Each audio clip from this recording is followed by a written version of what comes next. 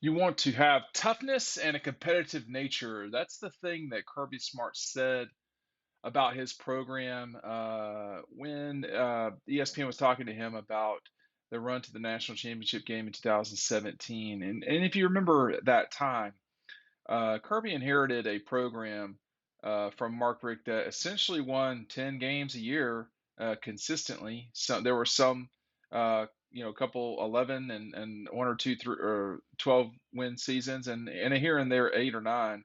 But basically, it was a 10-win program.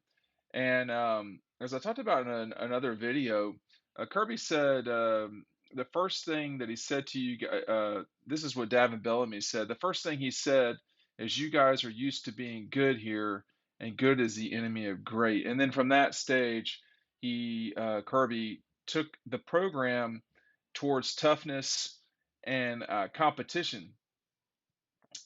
A lot of these are keywords that college football coaches, basketball coaches, whoever, they talk about.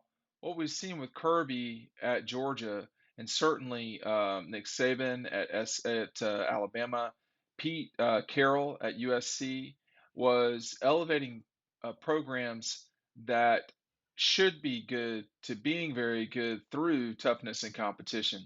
And I think quarterback spot is one place that you can see that for Georgia over the years, but running back as well, all the defensive side of the ball. This is a program that has recruited at a high level and developed talent and thrown them out there to compete against one another. But again, there's a lot of talk. This is what happens um, in college football. You have to market your program, and that involves talk and so forth. And we've seen guys like Jeff Collins, who is failing at Georgia Tech. You think about, I mean, I think Butch Jones did an okay job at Tennessee. He just wasn't getting the Vols to Atlanta to win. He had a marketing message which was brick by brick. Folks want to get buy-in. Shane Beamer, we'll see how it works at South Carolina, but he has talked a lot about competition in Columbia.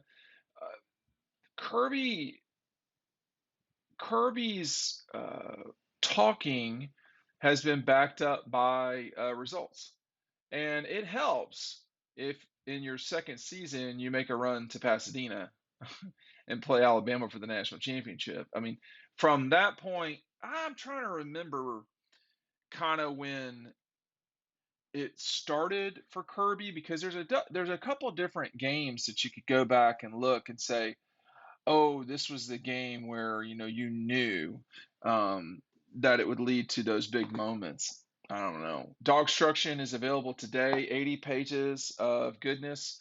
If you order this today, our commemorative edition book about Georgia's national championship in 2021, you get this for free. This has been already very popular.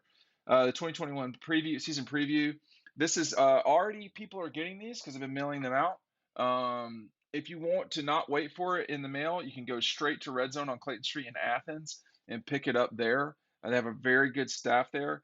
The vast majority of y'all are not going to be in Athens before the football season. You want to make sure that you're getting this. It's got uh, we got Jalen Carter, Eric Gilbert, A.D. Mitchell, Kendall Milton, Stetson Bennett.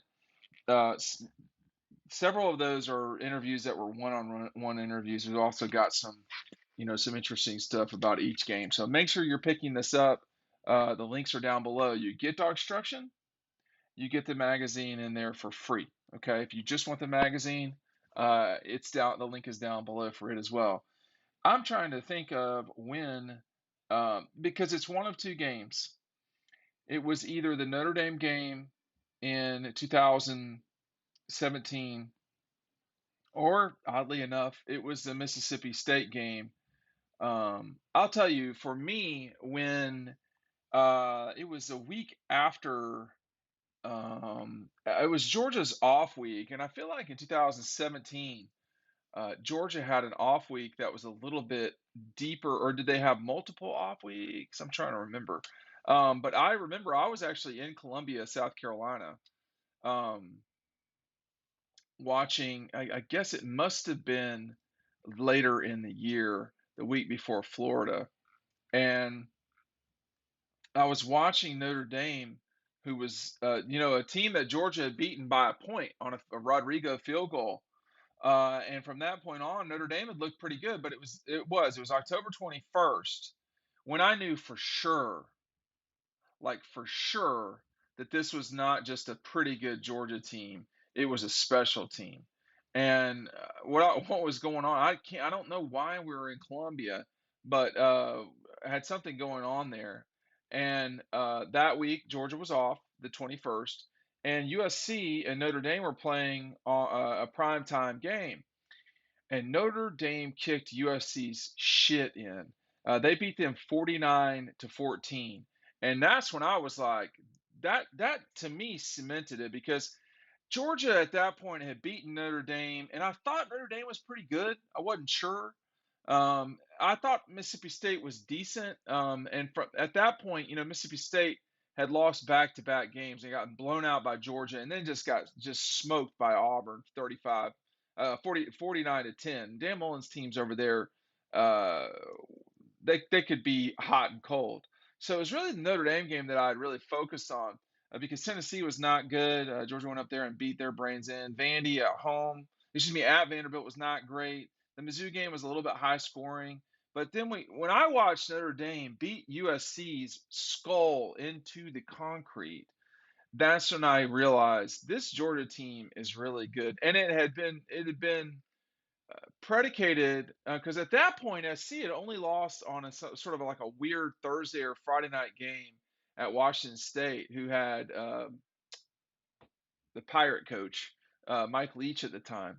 And anyway, getting back to the whole point, that's when I realized Kirby wasn't just talking; they were backing it up. And for the record, by the way, you know, I thought Georgia handled the Mark Richt firing the wrong way. I've talked about that some. I did not think that that was the way they should have handled it. I think it was time for a change. I think Greg McGarity made the right call there. But uh, I thought from the start that Kirby would definitely recruit at a level the likes of which Georgia's not seen, and that's been true, because honestly, there's been very few runs of recruiting that the likes of which Georgia's had. I mean, Clemson won 2 out of 3 national championships in a very well, in a 3-year period. They didn't recruit like this. I mean, they had two hot quarterbacks that got them where they were at. Georgia has done it with a more holistic effort, and I think no question that Alabama has recruited under Nick better than anybody else. If you want to compare two programs, I think Clemson of today, or at least a couple of years ago, and Florida of the Urban Meyer time are similar in that Urban had an exceptional quarterback in Tim Tebow in one of those teams, and they won 2 out of 3, one with Chris Leak, and a superb defense. But Alabama's done it over an extended period of time. Georgia at this stage is doing it over an extended period of time, the recruiting part. So when Kirby starts talking about toughness and competition, if you ever get the chance to, and none of y'all will, which is unfortunate, but if you ever get a chance to watch Georgia practice, um, it is more intense, I guess you could say. There's a lot of energy coming from Kirby, and I've been to college football practices at other places, and practice. You never know what a team is trying to accomplish in a particular practice. But at every Georgia practice I've been to, there's been a particular amount of urgency, passion, and energy that you get from Kirby. Now, I have no doubt that Pete Carroll was like that at SC. So this toughness and competition motif or phrase that he was talking about, he's right, because if you're not ready to competition brings out toughness. It shows you that things are not always going to go your way. You're going to lose. You're going to lose. And not only that, you're going to get down. What are you going to do about it? Talk about how you're losing? Or are you going to change things? Or are you going to give more effort or whatever? But programs are built in this time of year. Programs are built through recruiting and then the development, the 9 months of the year where games are not being played. That's where Georgia's beating people. It's in those two areas.